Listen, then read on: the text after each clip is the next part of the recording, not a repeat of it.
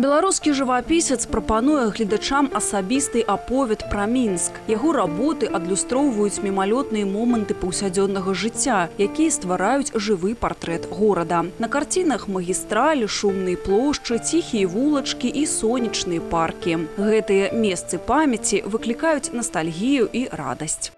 Сама концепция выставки подразумевает вызвать определенную эмоцию у людей.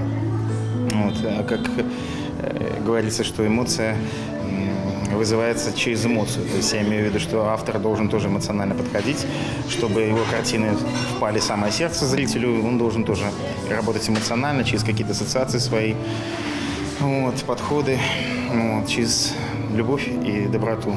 У 2024 годзе Алексей Карабельнікаў стаў пераможцам рэспубліканскага мастацкага конкурсу «Віва Кола Арт» у номінацыі «Веласпорт», а таксама лаўрэатам у номінацыях «Хакей» і прыз сімпатый гледачоў. Работы, якія прынеслі мастаку перамогу, можна пабачыць падчас выставы. Гэта карціны «Тені кахання», «Дваровы хакей» і «Квадрат».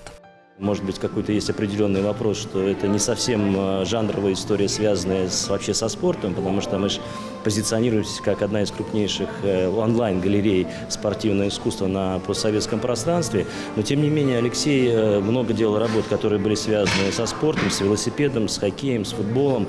И, в принципе, конечно, эти работы в дальнейшем мы планируем и для коммерческой истории использовать, для выставочной деятельности. Но, тем не менее, когда мы подумали, что на наш взгляд, он достоин сделать свою персональную выставку.